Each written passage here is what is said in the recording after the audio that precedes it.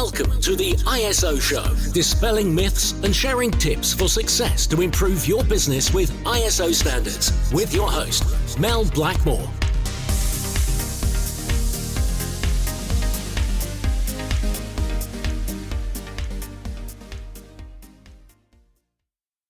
Hello and welcome to the ISO Show. Thanks very much for joining us today. I'm delighted to be joined by Darren Morrow, Senior Consultant here at Blackmores, who is our Health and Safety Standards Champion. Welcome, Darren. Hi Mel, thanks for having me. Great. Well, we're going to get chatting about all things ISO 45003 in a moment, which is the standard for occupational health and safety at work, which is actually the guidelines for managing psychosocial risks. Now, that may sound like a bit of a mouthful of a title for an ISO standard, but we're here to break that down into bite-sized chunks so that it's easy to be able to absorb and take back into your organisation. Because we know that many of our ISO show listeners are the type of people that aspire to take their management system to the next level. And if you're that type of person, then you're going to love the next two episodes, because this particular standard, although it's a guideline document, it's not a certifiable standard. It is applicable to every single organisation across the globe, regardless of the sector or the size.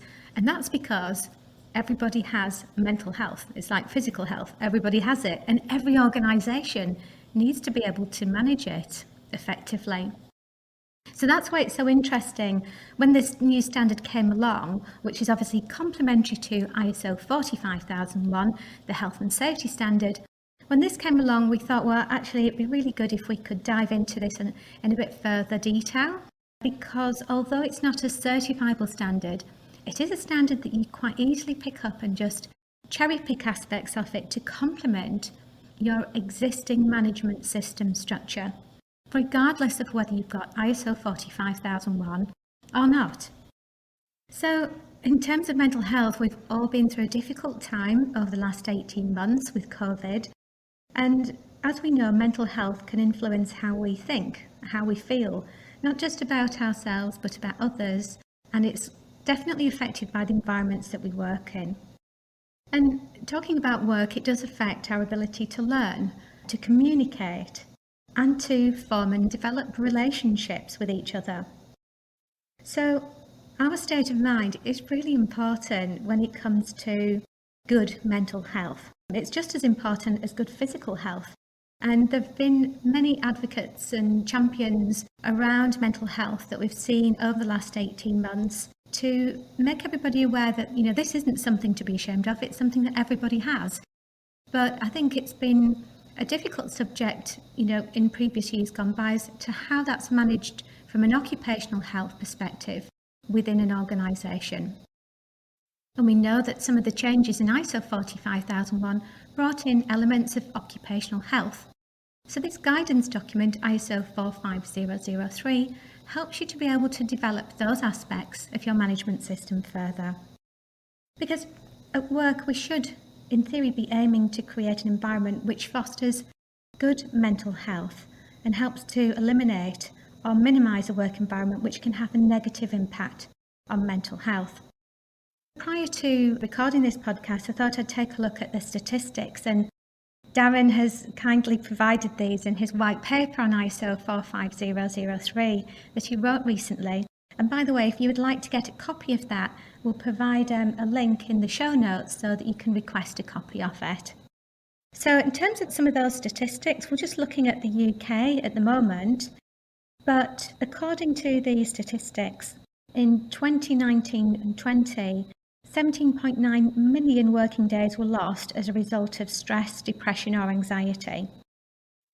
828,000 workers suffered from work-related mental health issues. So we know that this is affecting all businesses across the UK and globally as well. So it's really important that we identify within our organisations how we can best manage this and who could potentially be more at risk of harm from psychological factors, because it could affect all sorts of different things such as sleep, the work that they carry out, and relationships as well. So without further ado, I'd like to bring in Darren now. Darren, thanks very much for joining us. Thanks, Mel. It's a pleasure being here. So I mentioned about some of the negatives and also some of the positive aspects of getting it right. So we'll just dive into that in a bit more detail, if that's okay. I mean, could you just share with us, what are some of the negative outcomes for employees? Well, Mel, negative outcomes for any individual at work can have multiple different areas. But conditions can include cardiovascular disease, musculoskeletal disorders. You're looking at anxiety, depression, anything that can affect an individual. Diabetes can end up as an issue. You've got sleep disorders and other associated health behaviours, unhealthy eating and lifestyles of individuals. Worst case scenarios, you could lead to substance abuse. And reduction in job satisfaction. We've all worked with individuals, you can tell 1 minute they're happy at work, next minute they're not. There could be a cause, an underlying cause to that people are not asking a question or wanting to take notice of. And just general commitment at work and their productivity. Things drop off or they don't achieve the jobs, the tasks that they've been set. Yeah, and I think during COVID, with the increase in remote working, sometimes it's harder, isn't it, to be able to read those signs because they're not actually in the office or they're not in the workplace with you. They're sat at home on their laptop. So you might not necessarily pick up on that. So I think now more than ever, it's important to be able to have mechanisms to try and pick up on those signs. I mean, I think, for both for men and women, I think for men, you might think, oh, well, he's looking a bit rough, and it's not. And before it might be thinking it's about physical health, but it might be because they're unshaven or whatever. Or for a woman, it may be, if it's something that they normally do, like wearing makeup or jewellery, and they're just not bothering because they're just not, they've lost interest in themselves and work and many other things for that matter. So yeah, I think sometimes you could have these signals that you could try and look out for. Yeah, it's been difficult for the last sort of 18 months for a lot of people. The use of the video conferencing, you don't know if somebody's just rolled out of bed. They might look happy on the screen, as you say, but behind that, once they're off the screen, you don't know how they're feeling for the rest of the time while they're working. Are they enjoying themselves? Are they missing that social action that they used to get at work? And we are, from our firm, we're talking to our clients, and they are split between those that can't wait to get back to the office and those that enjoy working from home. So it is down to the individual, but you have to look out for all those different little key triggers. Someone would be bubbly normally in the office if they're quiet during a conference call. Little things like that. Yeah. And so, I mean, they're the negative outcomes for employees, but what about the negative outcomes for organisations? Well, all businesses, I think prior to the pandemic, there was always this issue of working remotely or working from home. It always had a bit of a stigma to it. People thought they were losing productivity, but we have seen that work can be done. However, when you are looking at the issues related to people's well-being, you start seeing costs go up through absenteeism. So people not wanting to go work or not wanting to come in. Turnover can be reduced. Service quality gets reduced as well. You're back to if you're working remotely, people may have slightly less of a professional approach if they're working remotely as they would in an office. The recruitment and retraining costs, if you're losing people or people having time off, you're having to replace those individuals. You're needing to find someone, whether it's temporary or permanent. You're looking at increasing costs through that work. And investigations and litigation, unfortunately, from those side of the fence, if you're looking at people being off or other areas that they may make claims that need to be investigated. And then you're looking overall the damage to a company's reputation. With social media world we live in today, individuals can easily just put out there, not a good company to work for, they didn't look after me, they didn't do this. And it's one side, it's one opinion, however, it's been put out there and that's what people see now. So it can have a big impact on a company's reputation in the long term. Yeah, and I think on a day-to-day basis, if employees aren't happy, if it's a service-based business, that can then have an effect on the clients, on customers, can't it? That it could lead to negative feedback coming back to the organisation on an individual level as well, but it has an impact on the overall organisation.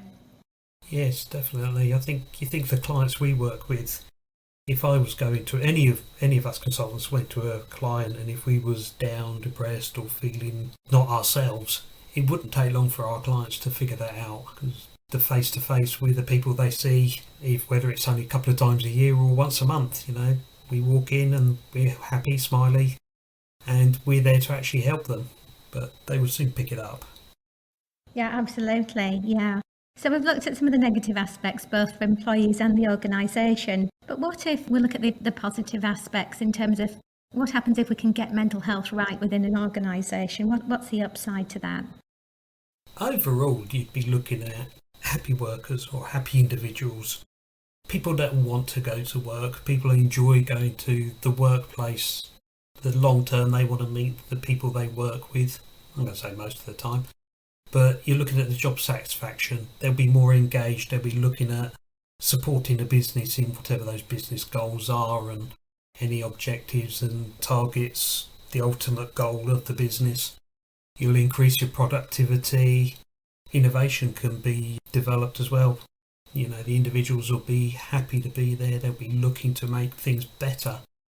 And overall, any business then will become, potentially more sustainable. They can actually look for improvements internally, and it'll be just a good place to work, I think, good place to be. And I think, for those ISO listeners that are already certified to ISO standards, we know that Clause 4 covers context of the organisation and interested parties, and obviously employees are a key interested party, aren't they? So I know that a lot of organisations will get client feedback, but I think it's also worthwhile considering getting other type of stakeholder feedback, like employee feedback. I mean, would you recommend, if you're starting out on this journey, possibly doing an employee survey so that you can see where you're at the moment and then use that as a benchmark for improvements possibly? Employer surveys are a good tool. It's one of those tools, if it's not done well, it's what you get back is always the problem. Done well, done at the right time. A lot of times they're anonymised so that people can hopefully feel free writing what they feel so that the company can take it on board. The key to any employee survey is what the company does with that information. Just doing the survey to put in front of an auditor is pointless. Nobody benefits. Doing it, taking the information, looking at the feedback and taking it as good honest feedback, this is what we need to do, or is there something we can do better? That's the key to any of the surveys. Unfortunately, done badly, you're back to that negative impact. You will lose the engagement of your workforce and they'll be back into the why bother doing that? Nobody takes any notice. So it's all about what the end result will be. Yeah, so it's building it into that continual improvement loop, isn't it? That plan, do, check, act cycle of continual improvement. And I know, for example, at Blackmores, obviously we all switched to remote working for a long time. And then when we were looking at coming back into the workplace or going back out to visit clients, we did a brief survey, just a quick online survey to see what the general feeling was about it. And as a result of that, we developed, we already had a COVID policy in place about remote working, but we updated it and amended it and had various communications about it. So I think it's about having that communication, isn't it, as well as being able to respond to the feedback that you get. Definitely. When you go to 45,001, they talk about consultation and participation, and that's really what it is. It's a two-way street. Everybody needs to be involved. Everybody needs to be listening to each other, whether you're top management or the employee. Everybody's got a say, and everybody should be engaged with each other and work together. So let's dive into the standard itself then, ISO 45003. Could you just tell us a little bit about it then, please, Dan? What's it all about? Well, overall it is a guidance standard, as you mentioned earlier. Obviously in the world we live in today with the well-being, we've got the first aid at work for mental health and stuff. So it's been published to help companies look at those psychosocial risks that they may have, any well-being at work. So it's intended to be used as a guidance document. It's can support 45,001. There's no harm in looking at it as an individual document in its own right to see if there's anything you can do in your own processes. Even if you don't have 45,001, you could quite happily look at this, look at any of your internal processes and see what you can do. It defines what the psychosocial risks can be, and it's basically there to help identify any of those hazards that can be, I'm going to use the word, caused within any organisation. So what would you say the main aims of the standard then, Darren? So 45,003 being a guidance standard, it's basically intended to support 45,001 and guide organisations how to address their occupational health and safety issues and risks related to psychological health. So what's that really mean? We're looking at how we can eliminate or minimise any health and safety risks that by taking effective action, protective measures that come along with those psychosocial risks. So we're looking at whether we're increasing any major challenges to the health and safety of the individuals. We're looking at the well-being at work of those individuals. So this is looking at more how we organise our work, any social factors related to that work or any aspects of the work environment, the equipment, the hazardous task itself. Now, a lot of these are actions that are done during what I call general risk assessment. So most health and safety professionals will be saying, we do risk assessments, we know this, but have they taken the actual task and looked at the individual, looked at the impact of the task on the individual? So it's looking at it more in a broader picture, a more holistic view now, taking that individual and their own, I suppose, mental well-being as part of that task. So the psychosocial hazards that are present in all organisations and sectors from all kinds of work are impacted by this area. So any of the psychosocial risks can be potential to any types of hazards. They cause severe types of outcomes on individuals' health and safety and their well-being within any organisation. Right, so you've mentioned about some of the psychosocial risks and hazards. So what are the kind of signs that we should be looking for when it comes to exposure to these psychosocial risks and hazards? Well, some of the signs, there are obvious signs of psychosocial risks. We're looking at changes in behaviour. You can get some outgoing people that become very quiet, and you get the other side of it where they're quiet, suddenly become very vocal or can become more aggressive. You've got social isolation and withdrawal. Individuals, whether in the office or even on Teams, they don't want to be on camera, they don't want to be part of conference calls. And just general refusing offers to help or neglecting any personal well-being needs. It's difficult. There are a lot of people that won't admit they need help. So it's just working with those people and finding the best solutions.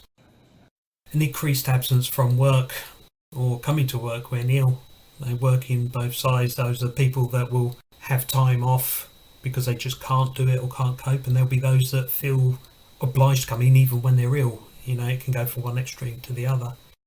I think that's one of the difficulties now with people working remotely, is somebody might be ill, but they're still showing up because literally they just have to walk a few steps down the stairs, turn the laptop on, and they're at work.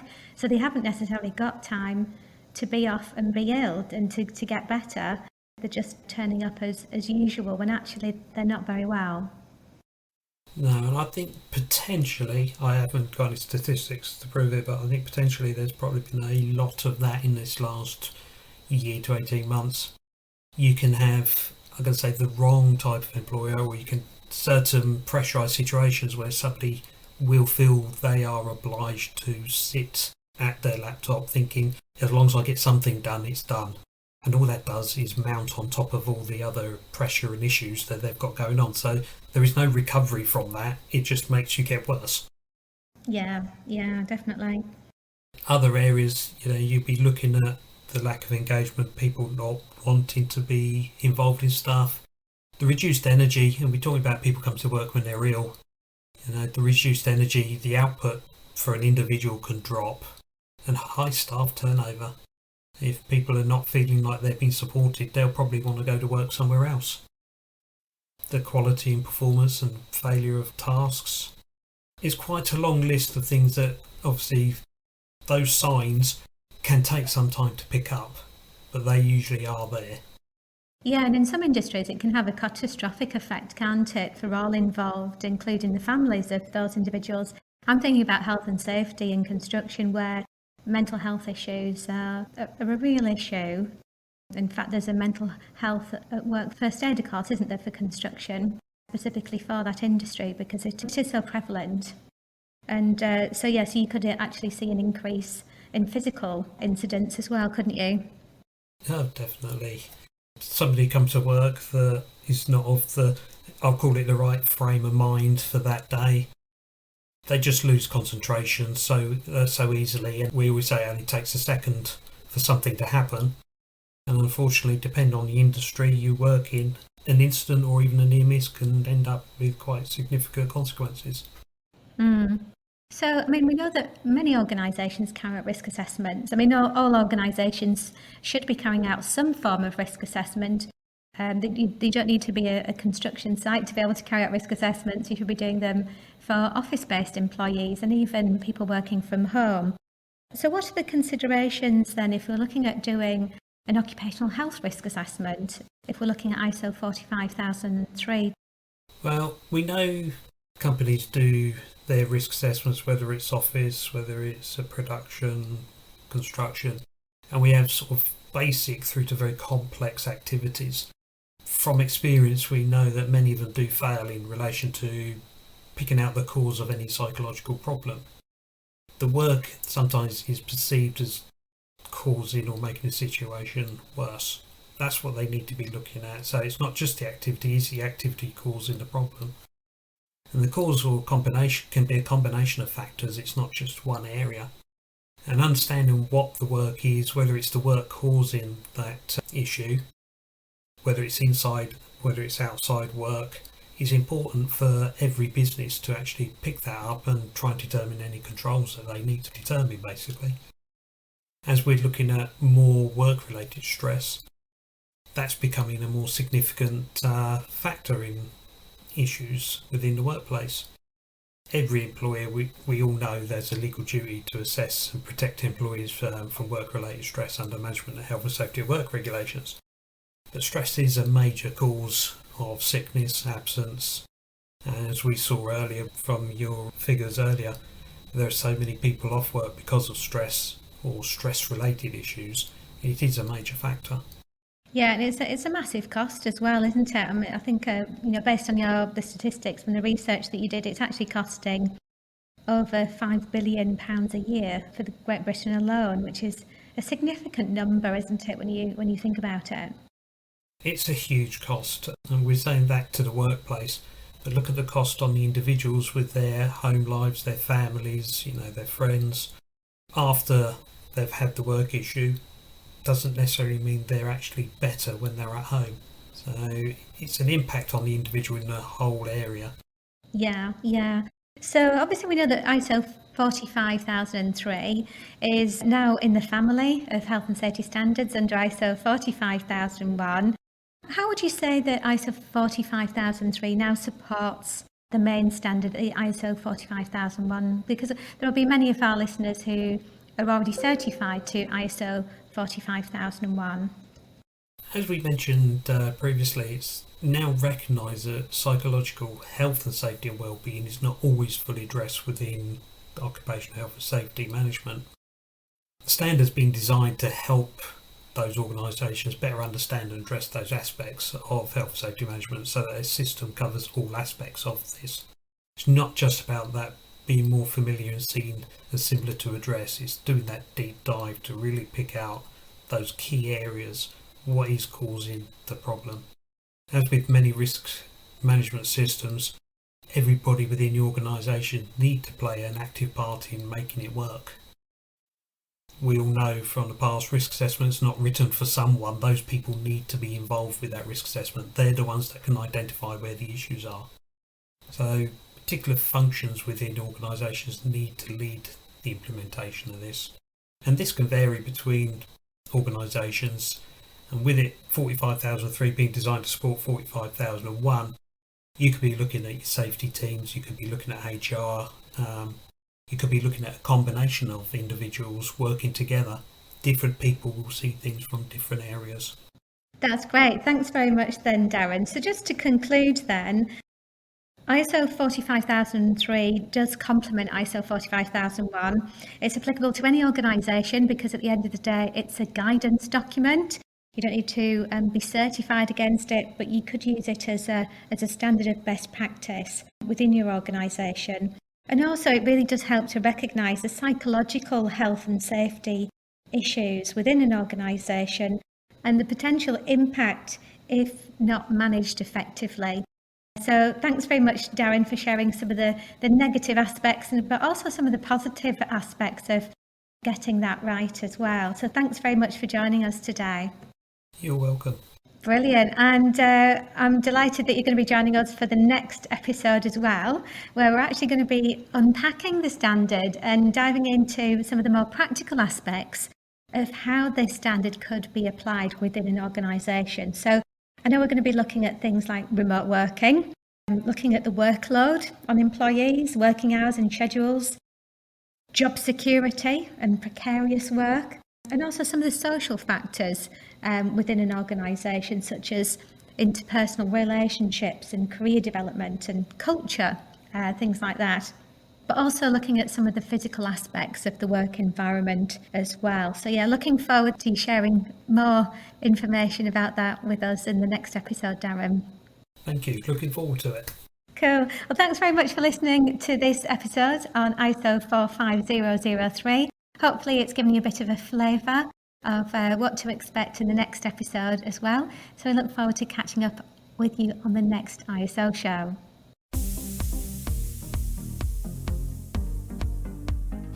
Looking to use ISO standards to drive better business practice?